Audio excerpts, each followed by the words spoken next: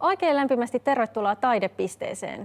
Me ollaan täällä Musiikkitalossa viettämässä alkuiltaa keskustelemassa aiheesta nimeltä Miksi hitaus ja vaivannäkö kannattaa? Taidepiste on Taideyliopiston tänä syksynä alkanut keskustelusarja, jossa käsitellään yhteiskunnallisia ilmiöitä taiteen ja monialaisen keskustelun kautta.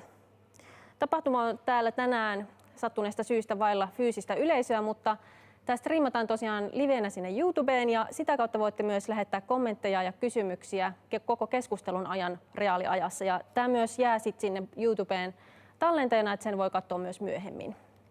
Ja myös kaikki aiemmat Taidepisteen syksyn keskustelut löytyy sieltä. Tosiaan tänään keskustellaan siitä, että miksi hitaus ja vaivannäkö kannattaa, ja siitä meillä on keskustelemassa täällä Reaktorin toimitusjohtaja Sampo Pasanen, kirjailija Laura Lindstedt sekä kuvataiteilija, Kuvataideakatemian lehtori Tuomo Rainio.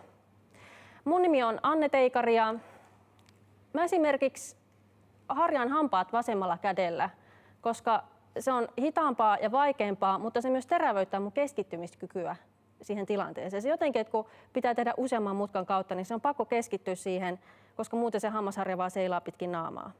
Eli onko hitaasti ja vaikeamman kautta tekemisestä oikeasti jotain hyötyä? Seuraavaksi tämän illan teemaa meidät viitoittaa, nyt täytyy luntata, Joakim Puseniuksen videoteos Allegory of the Cave, se on vuodelta 2014. Ja teos on kestoltaan noin 15 minuuttia ja sen jälkeen jatketaan panelistien kanssa aiheesta.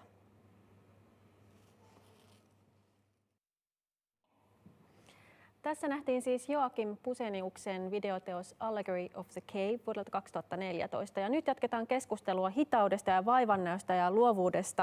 Ja keskustelemassa on Sampo Kauhanen, Laura Lindstedt ja Tuomo Rainio ja minä olen Anne Teikari. Oliko tämä teos teidän mielestä hidas? Ja jos kyllä, niin millä tavalla?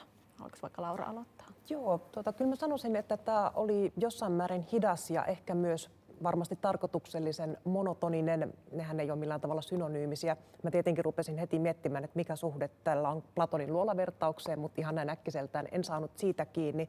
Sitten siinä oli kiinnostava ristiriita sen kanssa, että tässä samanaikaisesti koko ajan kuvattiin liikettä, filmin liikettä, kävelyä, juoksua paikallaan, auton liikettä, metron liikettä, mutta kaikki kuvattiin hitaasti. Että tässä on selvästi joku tämmöinen jännite haettu tämmöisestä vastakkaisuudesta. Tämä oli mun nopea tulkinta. Totta, joo. Entäs Tuomo? No joo, kyllä mäkin koen että hitaus tuli tässä esiin. Mä ajattelin jotenkin näin, että se Platonin luolavertaus, johon tämä ilmeisesti viittaa, niin sehän kertoo meille maailmasta, jossa me nähdään maailma kuvien kautta, eikä varsinaisesti todellisten ideoiden maailmaa. Ja nyt jos ajattelee tätä työtä, niin mehän tavallaan nähdään asioita jo niin kuin elokuvallisten kuvien kautta. Ja me odotetaan, että jotain tapahtuu. Me odotetaan, koska me ollaan niin totuttu siihen kuvien maailmaan. Meillä on koko ajan se jännite, että nyt tulee se leikkaus, nyt tulee se tapahtuma. Ja sitten kun mitään ei tapahdu ja huomataan, että asioihin menee aikaa, tankkaamiseen menee aikaa, juokseminen tavallaan tapahtuu paikallaan, niin ehkä se on sitten se reitti, että me lähdetään tavallaan sieltä luolasta ikään kuin ulospäin ja tarkastelemaan sitä, että mitkä on meidän odotukset ehkä niin kuin liikkuvaa kuvaa kohtaan, mitkä on meidän odotukset ehkä sellaista median täyttämää niin kuin todellisuutta kohtaan. Ja ehkä siinä me voidaan kysyä, että olisiko tämä hitaus ikään kuin reitti ulos siitä, että näinhän ne asiat on, että niiden pitää myös antaa tapahtua. Joo, ja mun mielestä tuossa musta nuo kaikki liikkeet, mulla tuli noista ihmisistä, joita tuossa näkyy, niin tuli mieleen, että ne olisi ollut niin kuin jotain muurahaisia. Että siinä oli jotenkin semmoinen se perspektiivi. Entä Sampo, mitä ajatuksia sulla tästä? Ihan samoja ajatuksia tosi paljon kuin mitä Laurakin tuossa mainitsi, että mun mielestä se on hyvin suhteellinen kysymys se hitaus. Ja tässä tietysti jos vertaa populaariviihteeseen, niin oli kokemuksena hitaampi. Niin kuin näin, mutta joo. Joo, ja siis tuosta vielä, mitä toi Tuomo sanoi tuosta, että tavallaan kun me odotetaan koko ajan jotain tapahtuvaksi, kun katsotaan jotain liikkuvaa kuvaa, niin tuossa alkoi vähän niin kuin turhauttaa se, että niin tämä vaan jatkuu ja jatkuu tämä sama liike. Mutta ehkä tuossa semmoinen niin kuin siinä ei tullut semmoista kiireen tuntua, en mä varsinaisesti ehkä odottanutkaan, mutta heti siitä alusta lähtien tuli semmoinen olo, että nyt olemme ehkä jonkun hitaamman äärellä. Ja se oli musta ihana kommentti, tai niin kuin mä just näin sen nyt kun sä sanoit, että tekemiseen menee aikaa, kuten juoksemiseen tai autolla ajamiseen. Jos ajaa vaikkapa Sotkamon autolla, niin se on just tommosta. Ei se ole sen viihteellisempää, mutta leffat leikataan tai se meidän totuttu kuvasto antaa meille aivan eri käsityksen maailmasta. Että nyt itse asiassa avautui paljon uudella tavalla sun kommenttien ansiosta toi, että siitähän se puhui. Joo, mä huomannut kyllä, että kun autolla ajaa hienossa maisemassa, sitten ajaa sivuun ja pysähtyy, niin sitten se maisema muuttuu. Se muuttuu toisenlaiseksi. Se pysähtyminen siinä maisema edessä ei olekaan enää se sama kokemus kuin auto, joka tuottaa sen melkein elokuvallisen kokemuksen. Mitä asioita te teette hitaasti? Mä kerroin tuossa mun tästä hammasharja-eksperimentistä ja haluan muuten huomauttaa, että olen oikeakätinen, sen takia se vasemmalla kädellä harjaaminen on mulle vaikeampaa, mutta ettei ole tämmöistä oikeakätisten normatiivisuutta aina. Mutta joo, mitä te teette hitaasti? No ehkä semmoisia niin vaikeita päätöksiä tai jotain semmoista, missä ei ole niin kuin semmoista ilmiselvää vastausta, että tämä on niin kuin oikein. Niin ehkä sit tullaan just siihen, että, niin kuin, että antaa sille asialle aikaa ja hakee eri näkökulmia ja sitten tavallaan se on mun mielestä sellainen niin kuin, ja sellaiset varsinkin päätökset, joilla on pitkäkantoisia vaikutuksia, niin sitten tavallaan niiden ääressä myös kannattaa viettää aikaa, että tekee fiksumman päätöksen. Mihin sä käytät sen ajan silloin, kun sä mietit? No siinä tullaan mun mielestä just siihen, tai mä näen, että hitaudessa on niin kuin kaksi, varmasti useita puolia, mutta on niin kuin tavallaan ajallinen hitaus, eli kalenteriajassa kuluu aikaa. Se ei vielä tarkoita, että mun oma tekemisen intensiteetti olisi niin kuin hidas. Eli tavallaan se oma pysähtyminen ja niin kuin aidosti, että pysähtyy niin kuin miettimään ja hidastaa itseään, niin se on niin kuin vielä eri juttu, että joskus voi tehdä kalenteriajallisesti hitaasti, vaikka muuten tekemisen tahti olisikin aika kova. Ja sitten taas niin ehkä just se, että sitten niin kuin koko sitä asiaa saattaa työstää jonkin aikaa intensiivisestikin, niin sitten sen laittaa ihan vaikka vaan niin kuin odottamaan ja tekee jotain muuta, joko omasta tahdostaan tai pakon sanelemana, ja sitten palaa sen asian ääreen myöhemmin. Mitä se ajan antaminen sille asialle niin kuin antaa sit sille lopulliselle päätökselle? No ehkä sen, että kyllä alitajunta koko ajan työstää niitä asioita, ja sitten ihan semmoinen, että sitten se voi olla ihan, että hakee sitä niin kuin myös eri näkökulmia eri ihmisiltä, että siihen on niin kuin tavallaan pakkokin ottaa aikaa sille asialle. Mutta ihan siis vaikka ei edes niin kuin muita osallistaisikaan, niin kyllä se on niin kuin ihan selvää, että kun jotain asiaa koko ajan paljon työstää ja antaa sille aikaa, niin kyllä se alitajunta ja pää siellä tekee duunia sen eteen. Entäs Laura, mitä sä teet hitaasti ja miksi? Joo, mulla oli toki ne mun standardin vastaukset mielessä alun perin, eli mä kirjoitan hitaasti ja mielestäni kyllä myös ajattelen hitaasti ja otan uusia asioita vastaan hitaasti. Et mä en hirveän nopeasti innostu, niin kuin vaikka en innostunut Facebookista nopeasti, tulin sinne vasta 2011, kun alkoi tuntua, että mä jään vähän ulkopuolelle asioista. Mutta sitten mä rupesin miettimään oikeastaan sitä koko hitauden käsitettä, että kun se on suhteellinen termi, että suhteessa mihin on hidas. Että se vaatii aina jonkun verrokin, joka niin kuin on joko nopea tai normin mukainen, jotta voi sanoa jostakin, että se on hidas. Että vaikka joku etanan liike on meidän mielestä hidas, mutta eihän se siellä etanan todellisuudessa ole hitautta, vaan ihan tarkoituksenmukaista liikettä. Niin sitten mä menin vähän sekaisin koko tämän käsitteen kanssa, että onko mä nyt lopulta sitten niin kuin hidas vai olenko mä vaan oman rytminen, kun mä kirjoitan niin kuin sillä tavalla, joka musta on niin kuin mulle luontainen. Millä tavalla sun kirjoittaminen on hidasta? No sillä tavalla, että mä kirjoitin esikoisromaania Sakset 7 vuotta, Oneronia 8 vuotta ja sitten tämä uusin ystäväni Natalia tuli sitten puolitetussa ajassa eli 4 vuodessa, mutta sitten tämä mun Magnus Opus väitöskirja, niin ensi vuonna siitä tulee 18 vuotta, kun mä aloitin sen tekemisen ja se on kuitenkin koko ajan pyörinyt tässä mukana. Ja se on hyvin niin kuin mulle itselleni ollut opettavainen juttu, että sen kanssa työskenteleminen. Mutta sitä se tarkoittaa sitten vaikka tämä kolumni, minkä mä tein tähän meidän keskusteluun liittyen nyt sinne taideyliopiston sivuille, niin 3500 merkkiä, kun se oli se maksimi, eli varsin niin kuin lyhyt teksti, mutta mä elin viikon sen tekstin kanssa, jonka joku toinen olisi voinut tehdä. Mä tunnen ihmisiä, jotka kirjoittaa työkseen, niin ne katsoo, että okei, että aamulla kello 8 pitää palauttaa tämä teksti ja sitten illalla kello 8 avataan kone. Ihmiset tekee aika eri tavalla, mutta mä elän tuollaisten projektien kanssa jotenkin pitkään ja siksi mä pyrin myös opettelemaan yhä niin kuin tiukemmin sanomaan ei asioille, koska ne vie multa aikaa. Miten sä vertaisit niiden romaanien, tavallaan se aikajänne on ollut niin erilainen, niin onko siinä jotain siinä työskentelyssä että versus niin kuin Oneron, joka vei 8 vuotta ja sitten ystäväni Natalia, joka puolet siitä, niin millä tavalla se oli erilainen se prosessi?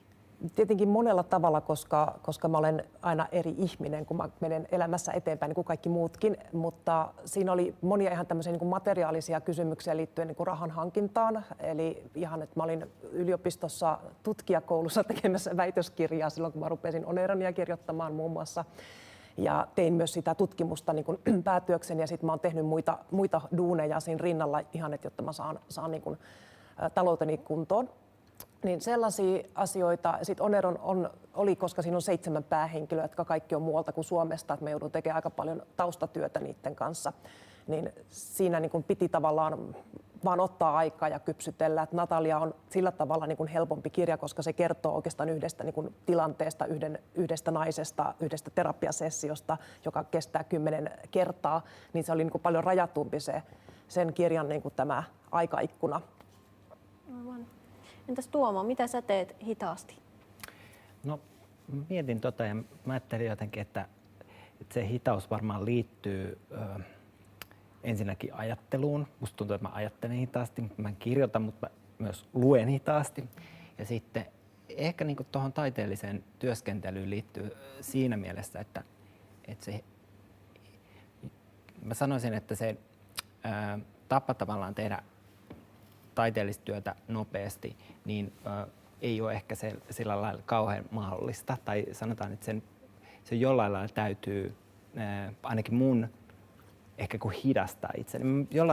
Jotenkin samaista, mitä Sampo sanoi siitä, että hitaus on ehkä metodi myös. Ja jollain lailla sellainen, kun, jos on yliaktiivinen tai jos on ikään kuin hyviä ideoita mukamassa itsellä, niin sitten pitääkin hidastaa ja pitää ikään kuin vetäytyä siitä jotenkin mielikuvituksen tuottamasta annista ja pyrkiä niin kuin, hidastamaan koko tavallaan sitä olemista ja liikettä ja sitä kautta ikään kuin suodattamaan jotenkin ajatuksia tai semmoista niin kuin työstettävää tai materiaaliseksi työstettävää kokonaisuutta. Et musta tuntuu, että se on niin kuin tosi paljon läsnä siinä nimenomaan semmoisessa taiteellisen työn ikään kuin ideoissa ja ideoinnissa. Kuulostaa niin kuin, että rauhoittuu tai niin kuin rauhoittaa. Joo, ja jopa ehkä silleen pakottaa itsensä niin kuin pysähtymään. Et toki mä näen, että sillä hitaudella on myös semmoinen arvonsa, että se on niin kuin arvottamista myös, että nopeuden ja hitauden välillä. Että kyllähän niin kuin hidastaminen tai hitaasti jonkun asian pohdinta, niin se on joku arvonanto sille. Että esimerkiksi taiteen katsomisessa niin se tuntuu tärkeältä sitten. Niin, aika on arvokasta. Joo. Käytät, niin kuin, että, just, että voi käyttää, just, niin kuin Sampo sanoi, silleen, että niin kuin kalenteri niin kuin aikaa tai näin, mutta mitä sillä ajalla, mitä te niin kuin teette sitten, jos te olette hitaita, niin oletteko te vaan, että te katsotte taivalta tähtiä tai niin kuin, että mihin se teidän aika sitten niin kuin menee? Mä vielä jatkan siihen, että kyllä mä ajattelen niin kuin jotenkin, että vaikka tekisi jotain ikään kuin intensiivisesti ja sitten ottaa sen tauon, että katsoo ulos tai mahdollisesti jonnekin kauas, niin se on hidasta. Tai siinä on semmoinen hitauden momentti, jossa varmaan niin kuin, että ne rytmittää ja tuottaa ehkä sen. Niin kuin, joo. Mitä te teette sit sillä ajalla? Tai sitten myöskin, että miten se hitaasti tekeminen, sit, niin kuin, mitä se niin kuin ruokkii tai niin kuin, jos, niin kuin, niin. mitä te teette sillä ajalla, jos se kuluu hitaasti? No jos siis niin tässä on just varmaan niin erilaiset, jos päättää, että nyt on jotenkin niin kuin, on se tilanne, että nyt pitää ottaa niin kuin breikki tästä, mitä olen tekemässä. Sitten se voi olla, mä saatan tehdä ihan jotain niin kuin arkista, niin kuin vaikka laittaa astioita koneeseen tai ottaa niitä riippuen niiden puhtauden vaiheesta. Ja sitten tai sit saattaa olla ihan sellaista, että kyllä mä otan väliä jotain niin kuin, power-näppejä, siis silleen, että ottaa 5 minuuttia, 15 minuuttia ihan vaan niin kuin pysähtyy ja laittaa valot pois ja nukkuu vartin ja sitten niin kuin ihan vaan sen takia, että sit yleensä siinä se tauko jotenkin niin kuin siivoo sitä kuonaa sieltä ja sit kun on pikkusen niin kuin oma syke laskee ja rauhoittuu siinä ja palaa uudestaan sen asian ääreen, niin sitä katsoo vähän jotenkin eri silmin. Mutta saatko sä heti unen päästä kiinni, kun sä laitat vaan silmät kiinni? Siis kyllä aika usein myös niin kuin onnistuu, mulla on tämmöinen lahja,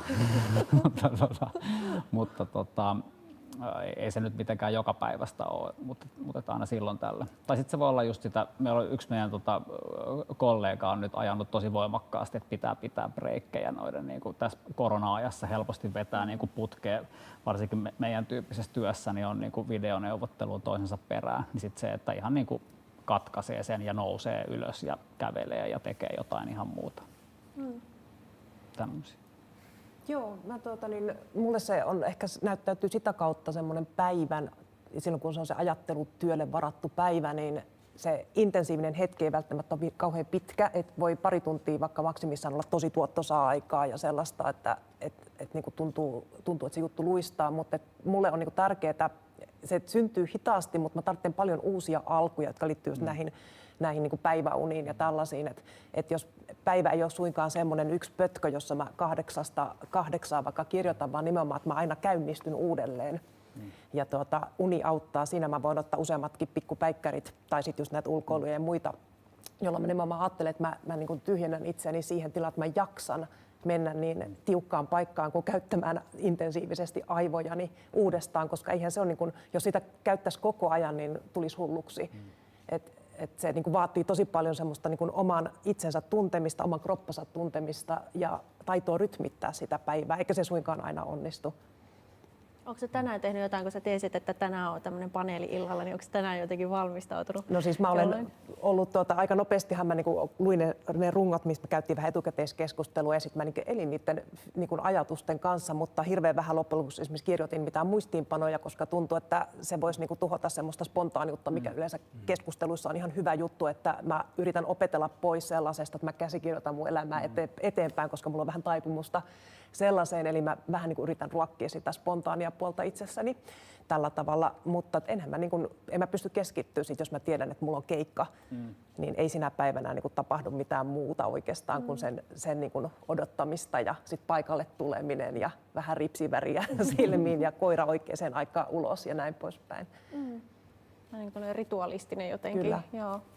Entä Tuomo, mitä sä teet sillä kaikilla ajalla, joka ei ole varsinaisesti tuottoisaa välttämättä? No joo, kyllä mun täytyy sanoa, että tommonen loikoilu on kyllä tosi hyvä.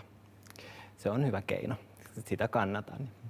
Ja sitten tietty niin kuin, on tosi hauska myös tehdä kaikkea ihan turhan päivästä, siis tommoista niin kuin, jotain vähän niin kuin leikin kannalta. Minkälaista? No en mä tiedä, se voi olla jotain mä tykkään aika paljon järjestellä kaikkia pieniä niin kuin, yksityiskohtia, niin se voi olla niin kuin yksi tapa. Mä eilen siivosin ja mä huomasin, että se on niin kuin yksi tapa jotenkin myös rauhoittaa ja se on ehkä semmoinen sijaistoiminto myös joskus, mutta se voi olla tosi just niin kuin rakentavaa sit sen niin kuin myöhemmän työskentelyn kannalta. Sijaistoiminnat on mahtavia ja kaikki prokrastinointi eli lykkääminen on ihanaa, koska tai ei se ole ihanaa, se voi olla raskasta, mutta joskus se on vaan välttämätöntä. Ja mä oon niin kuitenkin miettinyt, mistä se johtuu, että sitäkin tulee tehtyä niin paljon, just että tekee jotain ihan muuta kuin pitäisi, mutta se on mun näkökulmasta, mä yritän ajatella sen niin ja lohduttaa itseäni, että se on tilan tekemistä sille asialle, eli kaikkea muuta niin kuonaa poistaa sitä ympäriltä, jolloin se tilan tuntuu olla ihan fyysisestikin tai sitten henkisesti suurempi siinä edessä ja sitten voi ruveta tekemään hommia. Niin kuin jotenkin rakentaa sitä alustaa. milloin, tai itse asiassa, tuleeko teille koskaan huono omatunto siitä, jos te teette jotain sijaistoimintoja tai hidastelette, ja mistä se mahdollisesti johtuu? Koskaan ei ole tullut. Syyllisyys on tuntematon tunne. En ymmärrä. Siis varmaan just sellaisista, niin kuin, että ei ole sellaisia ihmisiä, jotka pystyy tekemään niin kuin koko ajan kellon ympäri jatkuvasti tuottavaa työtä. Mun mielestä se, mutta ehkä varmaan joskus sitä syyllisyyttä on ollut enemmänkin. Mä oon oppinut hyväksyä aika paljon sitä, että ihminen on rajallinen ja minä olen ihminen. Tästä voi päätellä sen, että minäkin olen rajallinen ja sitten tavallaan hyväksyy sen, että semmoista asiaa, kun maailman saa valmiiksi, ei ole olemassa, niin sit jotenkin, en mä tiedä, ehkä mä en enää ole sillä tavalla niin semmoisen syyllisyyden kanssa niin elänyt. Ja sitten oppii arvostaa sitä myös, että on myös otettava sitä breikkiä. Että muuten ei tee niin kuin laadukkaasti töitä. Et meillä on sellainen illuusio välillä, että jos tekee tosi paljon ja tehokkaasti, niin siitä syntyy, että tämä on niin kuin tuottava ja ahkera ihminen. Mutta itse asiassa joskus se tuottavuus ja ahkeruus voi olla niin kuin 100-kertainen, kun miettii kunnolla, mitä on tekemässä, sen sijaan, että tekee jotain päätöntä, hirveätä vauhtia. Joo, ihan sama. Että mä olen kyllä potenut kaikki mahdolliset syyllisyyden tunnot hitauksista ja kaikesta mistä voi potea, koska mieli toimii mulla vähän sillä tavalla, mutta mitä enemmän mä niin alan tuntea itseäni, niin sitä paremmin mä ymmärrän sen, että mä tarvitsen, niin jotta mä pystyn esimerkiksi tekemään jotain laadukkaasti, just niin mä tarvitsen siihen aikaa. Ja sit muu on sähläämistä ehkä mun kohdalla, mutta totta kai tulee sellaisia ärsyntymisiä itseen vielä monestikin, en mä siitä ole missään nimessä vapaa. Joo, siis huono omatuntohan on tuttu tunne kyllä, mutta ehkä enemmänkin vielä nopeudesta. Tai jos ajattelee niin kuin jälkeenpäin, niin ei ole ikään kuin ottanut sitä aikaa tai huomioon. Jos jää tämmöinen tunne, niin kyllä se on se, että on ohittanut ehkä liian nopeasti asiat. Tai ei ole ollut sitä aikaa. Hitaudesta mä en ole kokenut huonoa omatuntoa. Mahtavaa. Mä siis tuli vielä mieleen noista tauoista ja siitä, että miten se voi ruokkia sitten sitä myöhempää toimintaa. Et mä pidän tällaisia, tämä on myös vinkki kaikille katsojille, mä pidän tämmöisiä tunnin tekemättömyystunteja. Tämä on vinkki, jota en ole itse keksinyt siis, mutta ne on siis tunti, jolla mä en ihan oikeasti tee mitään. Et mä en meditoi, en yhtään mitään, mä katson just vaikka niitä taivaalta tähtiä tai jotain muuta. Mä saan juoda vettä ja käydä vessassa, mutta en mitään muuta. Ja sitten se aina niin kuin jotenkin maksaa itsensä takaisin. Sitten jos vaan pelkästään jotenkin laittaa, ensimmäinen vartti on sellaista, että vaan niitä ajatuksia syöksyy, että muista sitten tämä ja sulla on tämä hoitamatta ja sitten se on vaan sellaista niin kuin tykitystä, mutta sitten se joskus siinä 20 minuutin jälkeen alkaa laantua ja sitten sitä vaan niin kuin on, mutta se laittaa asioita jotenkin perspektiiviin. Mutta Laura, sä oot kutsunut itse asiassa kevytluddiitiksi. Voisit myös avata hieman, mitä se tarkoittaa. Ja Tuomo, sä teet taidetta digitaaliteknologialla ja Sampo taas johtaa yritystä, joka tuottaa digitaalisia palveluita. Mikä teidän niin kuin yleisesti ottaen tämä suhde on teknologiaan, joka on tämmöinen nopeutuksen väline? Joo, no siis mä hermostun teknologialle aika helposti. Varmaankin osittain siitä syystä, että mä en ihan täysin ymmärrä sitä mekanismia, jolla tietokone esimerkiksi toimii. Toisin kuin kynät, jolloin kynästä loppuu muste, niin mä ymmärrän miksi se loppuu sieltä ja se ei niin kuin suututa mua, koska mä niin kuin hallitsen sitä materiaalista olentoa kynää. Mutta sitten tietokoneessa mä usein huomaan, että jos joku ei toimi tai sit mä luulen, että se ei toimi, niin mä saatan rähjätä koneelle, mikä on täysin järjetön toimenpide, mutta että sellaisen mä sorrun aika usein. Kevyt luddiittius tulee ehkä siitä, että mä kyllä käytän kaikkea mahdollista tekniikkaa, mutta mä tietoisesti myös niin kuin teen asioita käsiin, esimerkiksi just kirjoitan paljon käsiin ja pidän sitä, niin kuin, ehkä mun tärkein juttu on mun päiväkirjan pitäminen, vaikka se ei tule olemaan julkinen päiväkirja varmastikaan koskaan, ainakaan sellaisessa muodossa, kun mä sitä kirjoitan, mutta se on se mun niin kuin suuri teos, koska se on niin kuin jatkuvaa tallentamista ajan kanssa ja vaivalloista, jopa niin kuin fyysisesti kivuliasta, jos 3 tuntia kirjoittaa putkeen käsiin, niin se rupeaa tuntumaan. Niin musta on aivan absurdi ajatus itseni kohdalla kirjoittaa niin kuin esimerkiksi päiväkirjaa tietokoneella, mitä jotkut toki tekee, koska se on musta niin kuin turvatonta.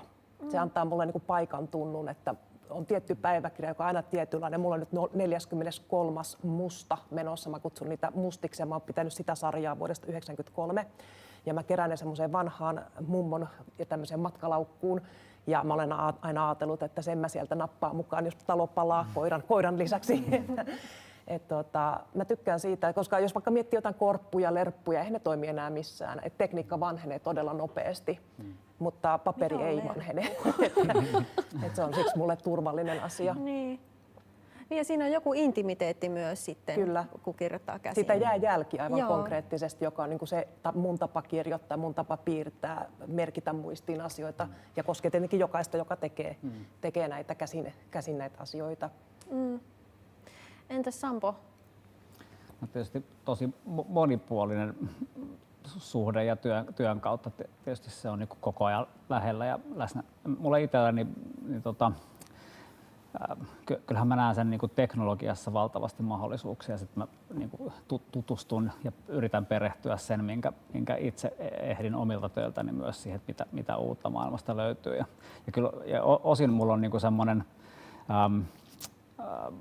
se on niin kuin myös ristiriitainen se suhde, että sitten tavallaan välillä pitää niin kuin oikeasti leikata siltä teknologialta myös siipiä. Et esimerkiksi mulla oli jossain kohtaa, meillä on niin kuin yrityksessä käytetään sellaista viestintäpalvelua, mikä on mun jokapäiväinen. Mä käytän sitä tosi paljon. Se on koko päivän niin kuin kymmeniä kertoja, ellei satoja kertoja tulee avattua ja katsottua se. Niin sitten kun sitä puhelimessa siitä tulee sellainen rutiini, niin sitten kun lähtee kotiin, niin sitten tavallaan sen saman sovelluksen saattaa niin kuin mekaanisesti vaan niin kuin avata. Niin sitten välillä kun mä saan itseni kiinni sitä, että nyt mä oon niin kuin liikaa kiinni tässä myös niin kuin vapaa-ajalla, niin mä rupesin tekemään sitä, että kun mä lähdin himasta kotiin, silloin kun vielä nämä kaksi olivat fyysisesti eri paikkoja, niin mä poistin sen sovelluksen niin kuin sillä illalla ja sitten mä seuraavana aamuna asensin sen uudestaan.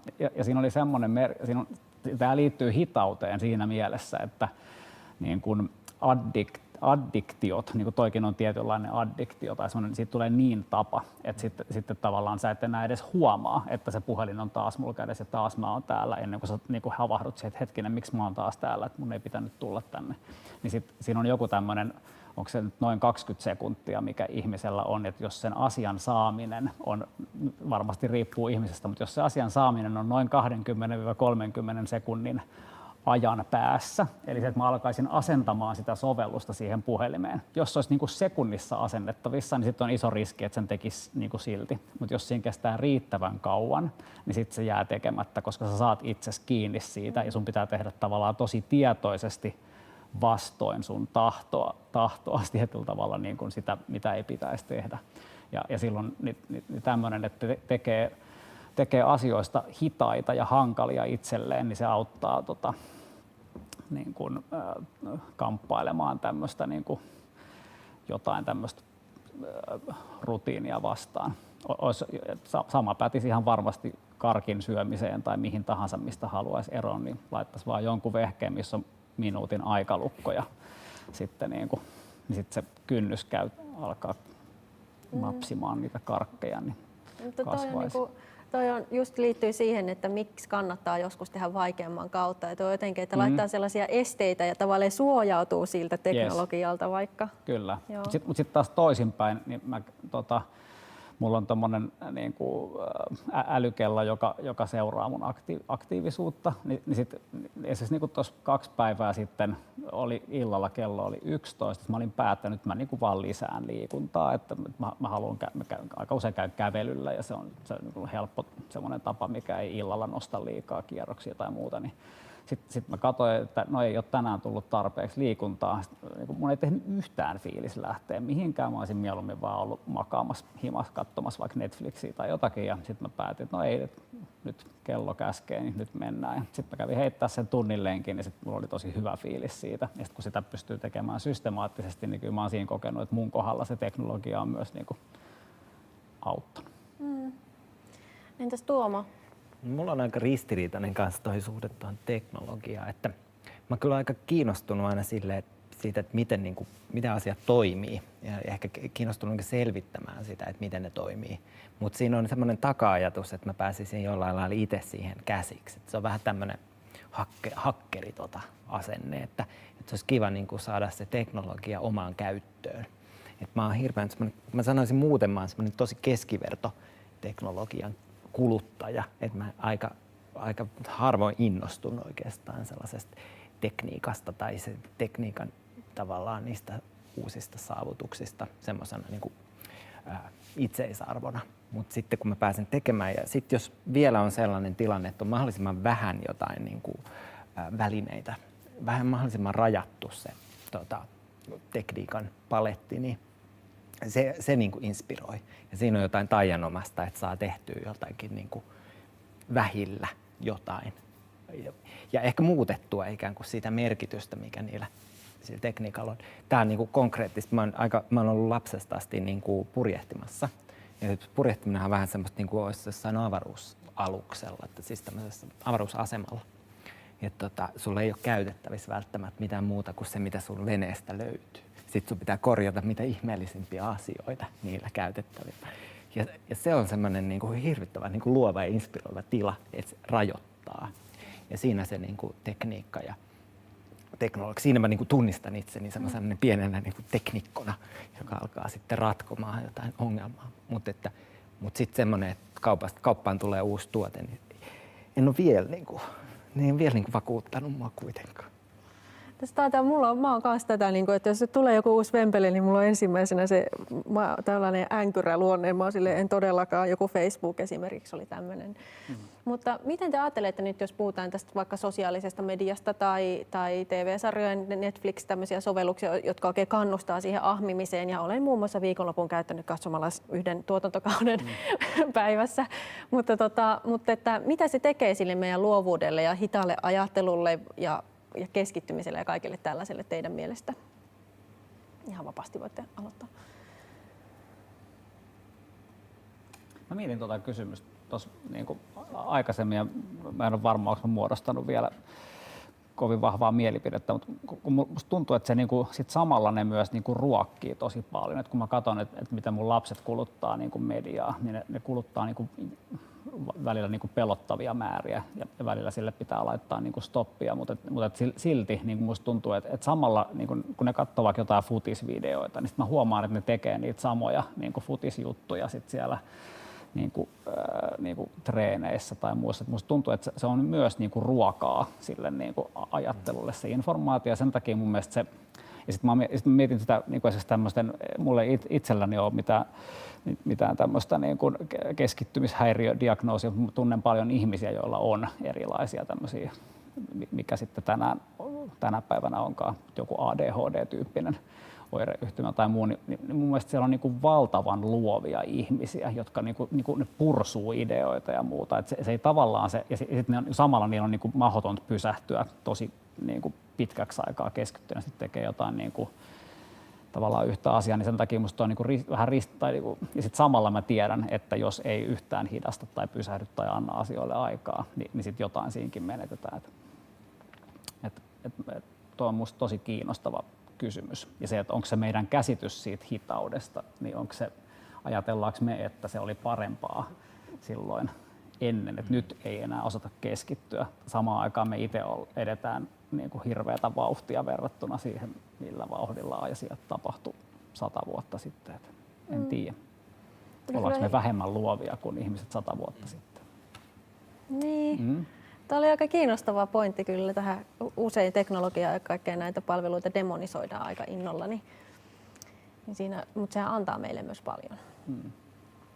Se on vähän semmoinen, että se niinku, tavallaan sieltä on vaikea olla poissa sosiaalisesta mediasta vaikka kokonaan, mutta sitten myös niinku, se on jollain tavalla, tuntuu tässä historian hetkessä myös, että se on niinku, sen nopeus ja addiktiivisuus on jotain ihan omaa luokkaansa verrattuna ehkä johonkin tietokonepeleihin, jotka kuitenkin voi panna tauolle, että se ei tarkoita, että irrottautuu niin sanotusta maailmasta, kun ei pelaa tietokonepeliä tai katso leffaa tai näin poispäin, että se semmoinen, miten se on rakennettu niin kuin addiktoivaksi ja meitä lukevaksi se laite ja kaikki ne algoritmit, jotka niin alkaa tuottaa sitä sisältöä, minkä ne lukee, että me halutaan nähdä, se on musta vähän huolestuttavaa ja sitten mä en itse niin kuin esimerkiksi sosiaalisessa mediassa, niin mä en hirveän halukas osallistumaan tällaisiin ryöppyäviin ja tulisiin keskusteluihin just sen takia, koska mä ajattelen mielestäni hitaasti ja haluan niin kuin yleensä kirjoittaa mieluummin esseen jostain aiheesta kuin sanoa hökästä jonkun mielipiteen johonkin kuumaan kohuun vaikkapa. Mä seuraan niitä sen takia, että mä niin kuin, en kaikkia, mutta joitain seuraan, mitkä mua kiinnostaa, että mä tiedän vähän, että mitä tuolla tapahtuu, mutta kyllä ne enimmäkseen ahdistaa mua. Ja siinä näkyy semmoinen, se polarisaatio, mistä on puhuttu, ja semmoinen junttautuminen tiettyihin poteroihin ja hirveän ennalta arvattavat. Se ei ole kauhean luovaa se keskustelu ollut pitkään aikaan siellä, että mieluummin sitten todellakin lukee semmoista hartaasti rakennettua esseeteosta kuin sitten niin kuin räyhää siellä muiden mukana. Vähän tuohon jatkaen, niin ehkä kuvallisesti ajatellen, niin mä oon huomannut sen, että on syntynyt jollain lailla semmoista vähän erityyppistä katsomista. Että semmoista ikään kuin nopeata katsomista, joka pyrkii vaan niin todentamaan, että tässä on niin kuin joku tunnistettava asia ja kuppi ja aamupala tai kissa.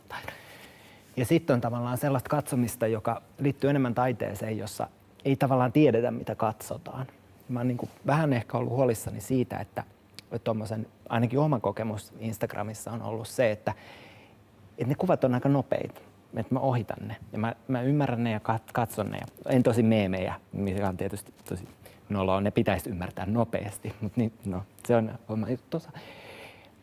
Mutta sitten semmoisia hitaita kuvia, joiden eteen joutuu pysähtyä, joiden kanssa viettää aikaa, niin niitä ei tule sen kanavan kautta, että ne tulee sitten muita reittejä.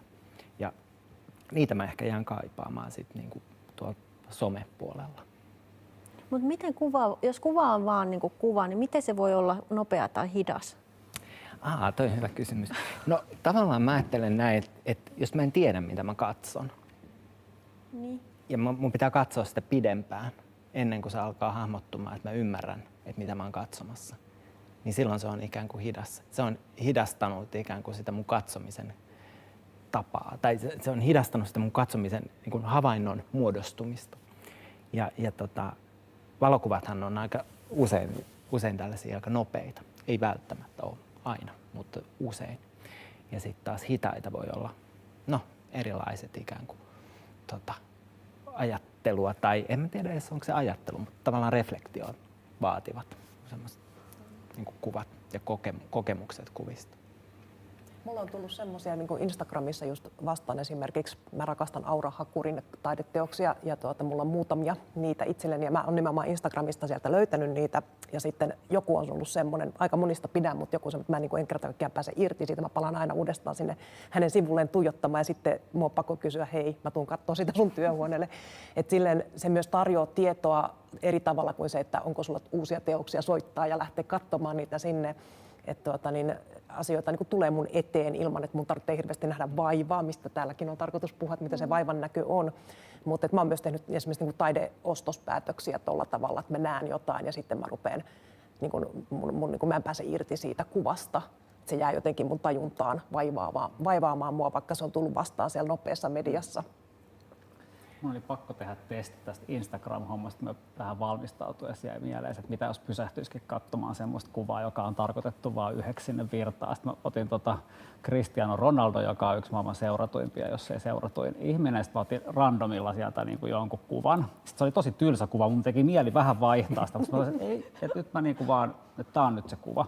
Sitten mä rupesin katsoa sitä kuvaa, sitten mä rupesin kirjoittaa, että mitä mulla tulee siitä kuvasta. Ja se oli sattui vielä sellainen huono, tärähtänyt kuva, missä oli maisema vinossa ja se oli uimassa jossain lämpimämmässä paikassa ja sitten siellä näkyi semmoisia kalliomuotoja taustalla. Sitten se olikin tosi kiinnostavaa, kun vaan pysähtyi sen yhden kuvan ääreen, minkä ääreen ei ole tavallaan tarkoitus ollut pysähtyä. Se Cristiano ei edes näy siinä kunnolla, se on vaan joku semmoinen uimassa ja vähän kaukana ja muuta. Sitten siinä rupesikin kiinnittää huomiota kaikkeen muuhun, että okei, että miten vesi asettuu vaikka siihen niin kuin kallioita vasten ja minkälaisia ne kallioiden muodot on. Ja sitten sieltä rupesi niin kuin löytyä siitä kuvasta, joka oli tavallaan tylsä ja niin kuin turha tietyllä tavalla mun mielestä, niin sitten aika paljon kaikkea. Kuka hän on? Mun täytyy tunnustaa tietämättä. Tämä on tämmöinen jalkapalloilija, joka mä itse asiassa tein siellä, että mä katsoin, että kuka on seuratuin ihminen Instagramissa, että hänellä varmaan on paljon kuvia siellä ja se oli Cristiano Ronaldo ja sitten tällä tavalla päädyin sitten. Otitko se kellosta aikaa, kauan sä tuijotit sitä? Siis mä joku puolisen tuntia mä käytin. Niin Puoli tuntia? Joo. Mä ajattelin, että 5 minuuttia. Sitten mä kirjoittelin kaikkea, mä huomasin, että mä rupesin, sit rupesi itsellä, sit siinä ei enää ollutkaan kyse pelkästään siitä kuvasta, vaan siinä rupesi reflektoimaan itseään, että miksi mä ajattelen jotain, että miksi mulla tulee joku fiilis siitä kuvasta tai miten mä suhtaudun siihen ja yhtäkkiä tavallaan se yksittäinen kuva olikin vähän tämmöinen taideteos, vaikka ei sitä semmoiseksi ollut tarkoitettu. No, mä tässä välissä huomautan myös kaikille katsojille, että saa laittaa tosiaan kommentteja ja kysymyksiä sinne striimiin, YouTuben kommenttiboksiin ja niitä ehditään tässä vielä kyllä käydä läpi. Mutta joo, Laura mainitsi tuosta vaivan näöstä ja sä oot esimerkiksi puhunut, että sä haluaisit käsin kirjoittaa romaanin ja sitten se julkaistava versio olisi myös niin kuin se käsin kirjoitettu versio. Et siinä on ihan hirveä homma nyt ihan ensinnäkin. Niin mitä kaikkia muita tämmöisiä niin kuin kauhean työläitä asioita te haluatte tehdä? Mitä se toisi niin kuin siihen lopputulokseen lisää sitten tämmöinen käsikirjoitettu? Joo, itse asiassa se idea tai se fantasia on vähän tarkemmin sanottuna sellainen, että siitä voisi olla olemassa siitä kirjasta ihan tämmöinen normikirja, joka painokoneet painaa ja jonka voi ostaa tai jopa ladata jostain netin kautta. Että se sisältö olisi olemassa myös tälleen niin kuin helpolla tavalla, mutta se varsinainen muoto, joka tekee siitä sen teoksen, joka se mun mielestä oikeasti on, niin sen voisi tilata mun käsin kirjoittamanani. Ja kirjoittaisitko sä niin kuin monta semmoista? Mä kirjoittaisin tilauksesta. Eli sillähän on korkea hinta, koska mä luultavasti menisin semmoisiin luostarimaisiin olosuhteisiin puoleksi vuodeksi kirjoittamaan sitä käsin, jolloin se on pois kaikesta muusta työstä. Eli se olisi varsin arvokas rahallisesti, mutta myös tässä se arvo tulee siihen, että siinä annetaan aikaa ja arvoa sille työlle ja sille, että se on niin kuin uniikki teos silloin sen jälkeen. Se alkaa muistuttaa enemmän niin kuin ehkä kuvataiteenkin teosta tai jotain muuta uniikkia teosta, koska se on niin kuin juuri sitä ihmistä varten se tietty kirja kirjoitettu ja siihen on käytetty se puoli vuotta. Siinä on myös tämmöistä niin kuin luostarilaitosideaa, että siinä vetäydytään maailmasta pois ja meditoidaan jonkun sanan äärellä. Et siinä niin kuin se uniikkius on se ja sitten jonkinlainen, mä niin kuin ahdistun jossain määrin siitä valtavasta määrästä kirjoja ja kaikenlaisia kulttuurituotteita ja mitä ikinä tässä maailmassa hyökyy ja kuinka nopeasti ne tulee ohitetuiksi. Ja sitten esimerkiksi nyt äänikirja, mistä mä olen jonkin verran kirjoittanut ja pohtinut sitä, niin siinä hirveän usein, kun äänikirjahan ei voi lukea, koska se ei ole tekstiä, se on kuunneltava auditiivinen kokemus, niin hyvin usein tulee todellakin se, että kuluttaa äänikirjoja. Tämä on se verbi, joka siinä jatkuvasti toistuu ja on kiinnittänyt siihen huomiota ja se on mulle kauhistus, koska mulle kirjat on ehkä vähän pyhiä. Ja mä en pidä siitä ajatuksesta, että niitä niinku kulutetaan samalla tavalla kuin jotain, mitä nyt ikinä ihminen kuluttaa, vain että sen saa heittää pois menemään. Niin tällaisella idealla, että tehdään käsin vaivalloisesti uniikki kirja ihmiselle, joka on valmis satsaamaan siihen ja odottamaan sen valmistumista, niin se on jonkinlainen niin kuin semmoinen vastalause tällaiselle kulutuskulttuurille ja sille, että milleen ei ole oikeastaan arvoa loppujen lopuksi. Kaikki on niin kuin ohitettavissa. Pitää heti alkaa keräämään rahaa nyt sitä varten. Millä tavalla, sä oot esimerkiksi tutkit avaruusfysiikkaa sun teoksissa ja sä oot kuvataiteilija koulutukseltasi. Ja sit sä myös koodaat ilmeisesti näitä kaikkia ohjelmistoja sun teosten niin kuin taustalla.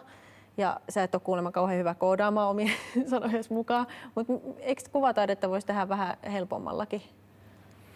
Joo, mä luulen, että voi tehdä myös helpommalla. Mä oon miettinyt vähän semmoista, että semmoisia noita tämmöistä metaforaa, että mä mietin jotain, ajattelen niin kuin eri lintulajeja. Joku tikka, niin on sellainen lintu, että se hakkaa siis päätään puuhun koko päivän saadakseen sen ravinnon. Ja sitten on sellaisia niin kuin joku kyyhky, sanotaan tämmöinen sepelkyyhky, joka siis lähinnä kujertaa siis oksalle, käy vähän niin poimimassa muutaman tämmöisen ehkä jonkun siemenen jostain. No. Tämähän on vähän tämmöinen persona-juttu. Et mä oon ehkä sitten tällainen niin kuin päätä seinään hakkaava tyyppi. Ja onhan se niin kuin totta, että voi helpomminkin, mutta kyllä se lähtee siitä, että mä tavallaan nautin siitä prosessista.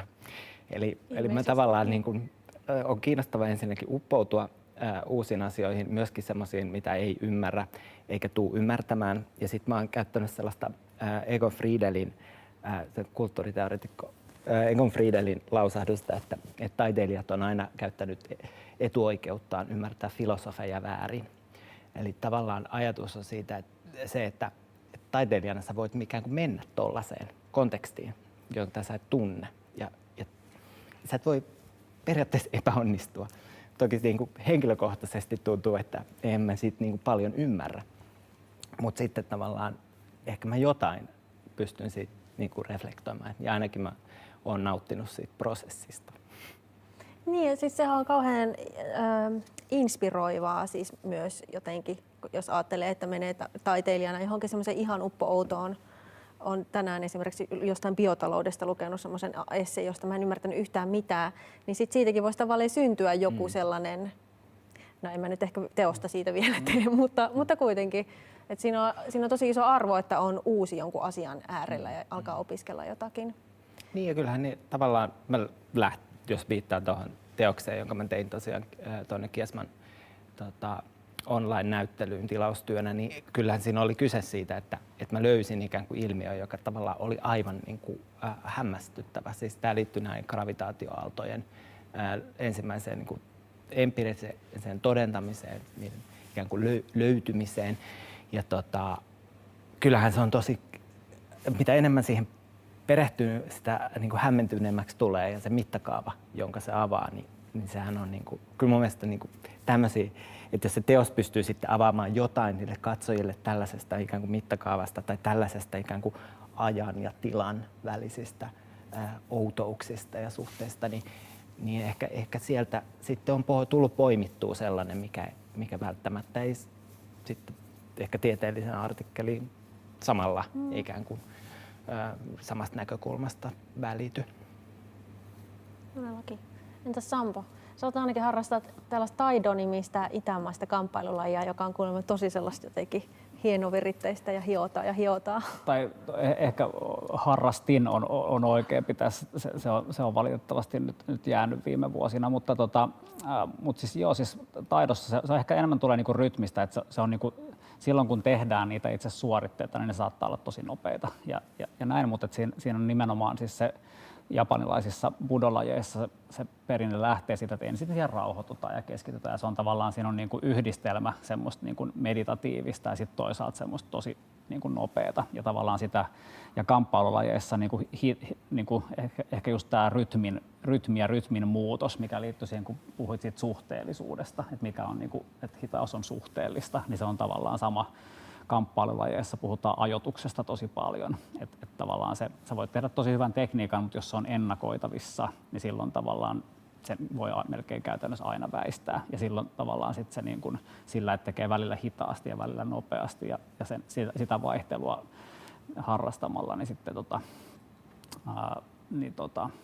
sitten syntyy se niin kun, tavallaan vaihtelu ja pystyy yllättämään toista, niinpä, jolloin hitaudesta tuleekin yhtäkkiä niin kuin valtti siinä kamppailussa.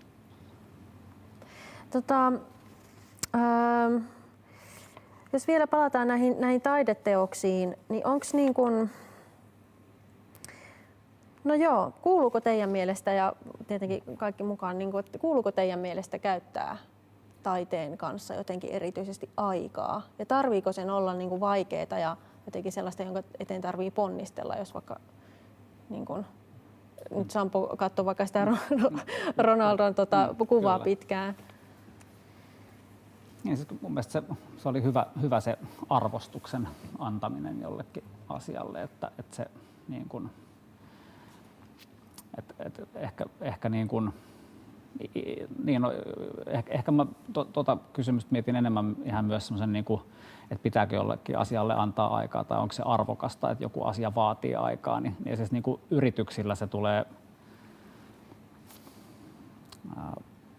yrityksellä se tulee siitä, että kun tekee jotain, mikä on vaikeaa ja vaatii aikaa, niin sitten sulle syntyy jotain semmoista osaamista tai muuta, mikä on erityistä. Niin mä uskon, että taiteessakin on, no se on varmaan niin kuin myös siinä kuluttamisen puolella, mutta myös siinä tuottamisen puolella, että sulle syntyy oma ääni tai sun oma joku, että sulla on jotain sanottavaa, niin se mun on vaikea uskoa, että se syntyy ihan vaan sillä, että kuka tahansa alkaa vaan yhtäkkiä niin kuin niin kuin, tekemään, että se ensimmäinen juttu, minkä tekee, on kovin täydellinen, vaan se vaatii niitä toistoja ja aikaa ja tekemistä, jotta sit syntyy niin kuin ajan kanssa jotain niin erityistä, että ihmiset haluaa viettää sun tuotosten kanssa aikaa. Ja sitten taas toisinpäin, niin kyllä mun mielestä myös sen niin kuin kuluttamisen ääreen kannattaa pysähtyä, koska muuten se menee just siihen, mistä Laura puhuu, että kaikki vaan niin kuin, että sulla on semmoista niin kuin vaan tulvaa, joka sä vaan niin kuin surffaat jossakin ja menee. Sitten kun menee nukkumaan illalla, niin sitten tuntuu, että mitä tästä jäi käteen tästä illasta, että ei edes niin kuin oikein muista niitä yksittäisiä juttuja. Mä mietin jotenkin se kaksiosainen kysymys, että onko se tavallaan tekijälle, kuinka tärkeä se aika on, ja sitten toisaalta sitten vastaanottajalle. Musta tuntuu, että kun mä mietin sitä, että miksi tämä taiteen tekeminen on niin hidasta, niin se liittyy siihen, että tietyllä tavalla niin kuin kaikki materiaalit pitää oppia tuntemaan. Eikä se oikeastaan riitä semmoinen niin kuin tekninen tieto, että miten ne käyttäytyy, vaan niiden kanssa pitää ikään kuin elää, jotta niihin syntyy persoonallinen suhde, henkilökohtainen suhde tiettyihin väreihin, tiettyihin maalauksen jälkeen, tiettyyn niin kuin koodaamiseen, miksei. Tämmöinenhän ei synny hetkessä. Että tähän vaatii niin kuin aikaa, vuosia. Ja aiheet ja teemat, semmoiset, joita sä kuljetat mukana, niin ei ne välttämättä tule silloin, kun sä ne keksit, vaan ne tulee sitten vuoden jälkeen. Ja siksi ei sitä voi oikein nopeuttaa. Sitten toinen on jotenkin se taiteen vastaanottaminen. Et kun katsotaan kun ajattelee, että me on puhuttu tässäkin keskustelussa nyt siitä, että onko nopeita kuvia ja hitaita kuvia. Mä ehkä palaan vielä siihen sen verran, että mä ajattelen, että kysymys ei aina ole se, että mitä mä saan siitä kuvasta, vaan kysymys on myös siitä, että miten se kuva, että mikä minusta tulee ollakseni tavallaan sen kuvan kanssa. Mitä mä voin opiskella, mitä mun pitää tietää, jotta mä voin tavallaan löytää siitä kuvasta se kaiken, mitä siinä on. Niin, harjaantuminen, ja sehän ei tapahdu myöskään nopeasti. Ja nyt sitten tavallaan ajatus siitä, että joku teos katsotaan niin kuin päivässä, viikossa, niin se ei tavallaan kerro vielä kaikkea, vaan sitten kun sitä tarkastellaan vuosina, niin sitten aletaan tavallaan ehkä puhua siitä, että miten minä olen muuttunut. Ja mä voin nähdä sen oman muutokseni suhteessa siihen teokseen, jota mä tarkastelen. Tässä on mahtavasti nyt on YouTubessa tullut yleisökommentti tai kysymys. Joo, täällä on itse asiassa YouTube-striimin chatissa hyvää keskustelua enemmänkin, mutta mä voisin tässä samaan hengenvetoon lukea pari kysymystä tai kommenttia tästä. Eli Pessi Parviainen kommentoi, että eikö teknologia ole myös mahdollistanut hitautta aivan uudella tavalla. Esimerkiksi äänen hidastaminen tuli aivan eri lailla mahdolliseksi digiteknologian myötä. Ja sitten Päivi Järviö kommentoi siihen alle Pessille, että mutta onko hidastettu ääni hidasta vai onko se vain tiheämpää ja vaatii huomion kiinnittämistä yksityiskohtiin ja sikäli ehkä nopeampaa. Ja keskustelu jatkuu näiden kommenttienkin jälkeen, mutta jos haluatte kommentoida Pessin ja Päivin ajatuksia, niin olkaa hyvät. Tulee mieleen John Cagein teos As Slow as Possible, joka on pitkälti teknologinen teos, kun se kestää yli 600 vuotta. Ja siinä todella joudutaan tavallaan toiseen aikaskaalaan. Joo, oikeastaan jatkan vähän ehkä tuohonkin liittyen, mutta taide itsessään on niin kuin venäläisen formalismin, joka on yksi mun tämmöinen lempiteoriakoulukunta 1910-1920-luvulla kirjallisuuden tutkimuksen suuntaus, niin niillä on ihan musta vaan semmoisia niin todella kestäviä pointteja, joista yksi on se, että taide on niin kuin, tämmöisten havaitsemisen automaatioiden purkamista, joka tarkoittaa usein sitä, että se ei tule sulatetuksi niin nopeasti kuin joku arkinen havainto. Toki me voitaisiin katsoa just ympärillä olevaa maailmaakin, niin kuin sinä katsoit sitä Ronaldon kuvaa, eli purkaa sitä, mitä me koko ajan nähdään, mutta sitten me ehkä vähän niin kuin otettaisiin paussia elämästä, koska täytyy toimiakin tässä maailmassa. Mutta taide on mulle niin kuin eri lajeineen kyllä se paikka, missä mä nimenomaan luvan kanssa voin purkaa sellaisia niin kuin, stereotypioita, vääriä oletuksia, koska se vaatii sitä ajattelutyötä ja kaiken maailman niin kuin purkamista. Taide on pitkälti purkutyötä mun mun mielessä, vaikka se samanaikaisesti purkaessaan rakentaa tietysti, koska se tarjoaa meille uusia todellisuuksia, uusia maailmoja, uusia hyvin kapeita, mutta usein rikkaasti avaavia näkökulmia joihinkin juttuihin. Mutta toi on hyvä, toi John Cagein teos, siinä tulee sitten sekin vielä, että kuka sitä sitten on missäkin vaiheessa katsomassa ja kuulemassa. Mä rakastan ylisukupolvisuuden ideaa, mikä tohon hyvin voimakkaasti liittyy ja mikä mulle on yksi suuri syy tehdä ja niin kuin rakastaa taidetta on se, että ei niinkään, että taiteen ei tarvitse aina olla intohimoisesti tai jotenkin niin kuin pakkomielteisesti uuden luomista, vaan se voi olla sitä, että me jotain kerätään tästä maailmasta annettavaksi eteenpäin. Se on musta ihan tavattoman arvokas ajatus ja siksi sattuu sydämessä hirveästi, jos jotain vanhoja kulttuurirakennuksia tai muita tuhotaan tai ne menee niin kuin hajotetaan tai pommitetaan rikki, niin se sattuu joskus enemmän kuin se ajatus siitä, että hirveästi ihmisiä kuolee, koska ihmiset on totta kai tärkeitä, mutta taide kannattelee jotain kollektiivista muistia, mitä ilman me ei olla mitään. Meillä alkaa tämä mainio keskustelu kohta tulla tiensä päätökseen, mutta tähän loppuun vielä haluaisin kysyä, että nyt jos liitetään tämä hitaus vielä tähän tehokkaaseen yhteiskuntaan, jossa me eletään tai tehokkuutta ihan noin vaan yhteiskuntaa, niin voisiko tällaisesta hitaasti tekemisestä ja rauhoittumisesta syntyä luovuutta ratkaista meidän niin kuin ajan suurimpia kriisejä? Ihan 2 sanalla, jos voitte. No ei vaan. Kyllä. Mitä tämmöinen kysymys, minkälaisia ajatuksia herättää? Niin ehkä se liittyy, mä itse miellän sitä, jotenkin miellän vielä enemmän sitä, että pitäisi niin kuin, että onko se tekemisen intensiteetin hitaus se ratkaisu, mutta vähintäänkin niin kuin keskittyä niiden oikeiden kysymysten ratkaisemiseen, että ehkä se nyt ainakin. Ja sitten se, että tietää mitkä on oikeat kysymykset, niin sen ääreen siinä pitää viettää aikaa. Niin varata kalenterista aikaa. Niin kyllähän me kaikki varmasti tiedetään, mitkä tällä hetkellä mättää tässä maailmassa aika paljon ja silti se vaikeus, että asiat vaan niin kuin hoidettaisiin kuntoon, niin se on niin megalomaaninen se vaikeus, että mä oon pikkusen pessimistinen kyllä tällä hetkellä ainakin asioiden suhteen, mutta samaa mieltä sen kanssa, että kaikki semmoinen, siis jotenkin sen loogisuuden ja johdonmukaisen ja luovan ajattelun, tiukan ajattelun niin kuin ruokkiminen ja sille tilan tekeminen on tosi tärkeää. Ja siinä filosofia, taide, tämän tyyppiset asiat on korvaamattomia. Ei ne ole mitään niin kuin viihdettä tai sellaista, että vietetään aikaa, kun ei jakseta jotain oikeaa työtä tehdä. Ilman sitä taidetta ja filosofiaa, niin ei meillä olisi niin tarkkoja kysymyksiä ja havaintoja tästä maailmasta. Et silleen mä pidän sitä en elitisminä taidetta ja vaikeaa ja tiukkaa ajattelua, vaan se on niin välttämättömyys. No joo, kyllä mä kanssa, ehkä se hitaus on yksi teema tavallaan siinä, jos nyt tämä on vähän abstrakti, mutta ikään kuin meillä on jonkunlainen ekologinen kestävyysvaje, niin ajatellaan tällaista vähän historiaa, niin ehkä tässä on ollut jonkunlainen kiihdyttämisen paradigma aika pitkään, tavallaan kiihdyttämisen ja kuluttamiseen liittyvä kulttuuri, joka ehkä aika monella osin on nyt niin kuin todettu, että se on jollain lailla tiensä päässä.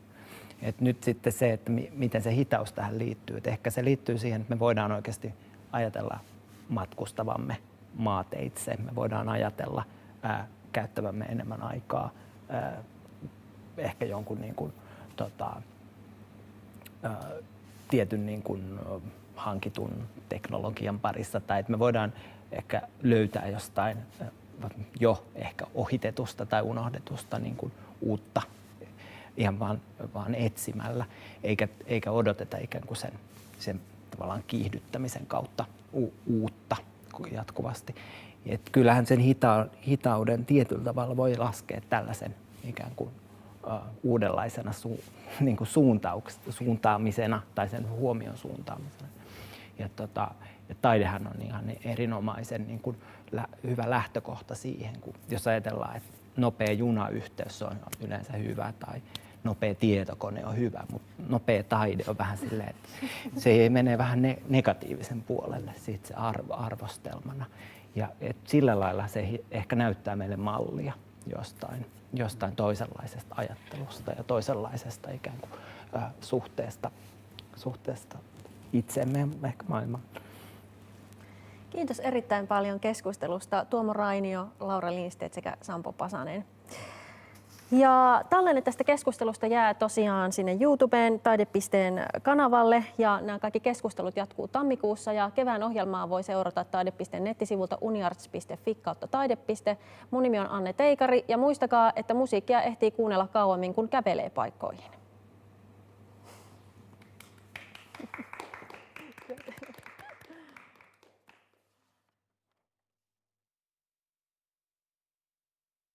Oliko se